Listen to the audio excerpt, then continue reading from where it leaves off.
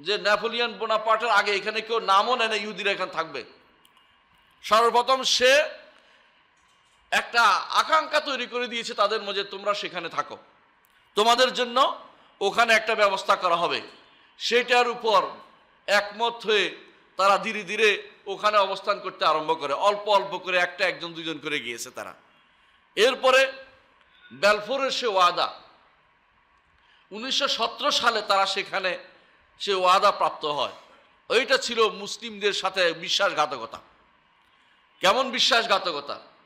উসমানী খেলাফতের বিরোধিতা করবে করে যখন আরবদেরকে করার জন্য বলা হলো, তাদের অনেকেই বিরোধিতা করেছে এই অর্থে যে যখন তারা চলে যাবে যুদ্ধের পরে আরবদেরকে পূর্ণ এলাকা দিয়ে যাবে, কিন্তু তারা মিথ্যাচার করে আরবদেরকে ভাগ বাটোয়ারা করে দিয়েছে, ভাগ করে দিয়েছে। মুসলিম রাষ্ট্রগুলিকে কেউ ব্রিটেন নিয়েছে কিছু অংশ, ফ্রান্স নিয়েছে কিছু অংশ, কিছু অংশ তাদের বিভিন্ন মিত্রদের কাছে ভাগ ভাগ করে দিয়ে দিয়েছে। তারা ধীরে ধীরে এমন এক জাতি তৈরি করে গেছে যে জাতি চিন্তা করে ব্রিটেন এবং ফ্রান্সদের লোকদের চিন্তা তারা এখানে বসে করে, ওদের খাবার এখানে বসে খায়, ওখানে বৃষ্টি হলে এখানে ছাতা মেলে ধরে তারা, এবং তাদের দস্তরখানে যারা খেয়ে বড় হয়েছে ওদেরকে তারা তুলে এনে এই সমস্ত শাসক এর গদিতে বসায়। এই হচ্ছে বর্তমান সময়ের অবস্থা। প্রত্যেকটি গোষ্ঠী এরকম করে গেছে। ইরাকে বসায় গেছে, আপনারা জানেন তাদেরকে বাথ পার্টিকে বসিয়ে গেছে, সিরিয়াতে বাথ পার্টিকে বসিয়ে গেছে আপনারা জানেন, মিশরে বসিয়ে গেছে আরেক গোষ্ঠীকে, এইভাবে ভাগ ভাগ করেছে।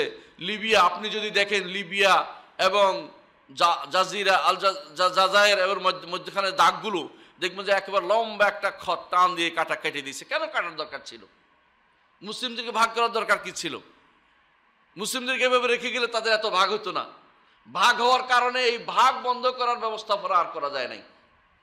যখনই কেউ ভাগ ব্যবস্থা করে গেছে সেখানে ভাগ বন্ধ করার ব্যবস্থা, সেখানে আবার যুদ্ধ লাগিয়ে দেওয়া হয়েছে। উত্তর ইয়েমেন দক্ষিণ ইয়েমেন যুদ্ধের কথা ছিল না, তারা চেয়েছে এক হয়ে যেতে, এক হয়েছে। তারপরে সেখানে যুদ্ধ লাগিয়ে দেওয়া হয়েছে যাতে করে আর কোনোদিন তারা শান্তি সেখানে খুঁজে না পায়।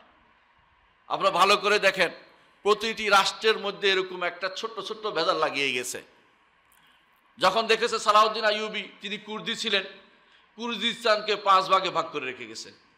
একটা রাষ্ট্রকে 5 ভাগে ভাগ করছে যেন কোনোদিন আর সেটা নুরুদ্দিন জিঙ্কি বা সালাউদ্দিন আইয়ুবীরা কুর্দি ছিলেন, এই জন্য সে এলাকা আর কোনোদিন একসাথে হওয়ার সুযোগ রাখেনি। এক অংশ রাখছে ইরাকে, এক অংশ রাখছে তুরস্কে, এক অংশ রাখছে ইরানে, এক অংশ রাখছে লেবাননে, মানে যেখানে পারছে এখান থেকে কাইটা কুইটা ভাগ করে রাখছে যাতে করে এরা কোনোদিন ঐক্যের মুখ আর কোনোদিন না দেখতে পারে।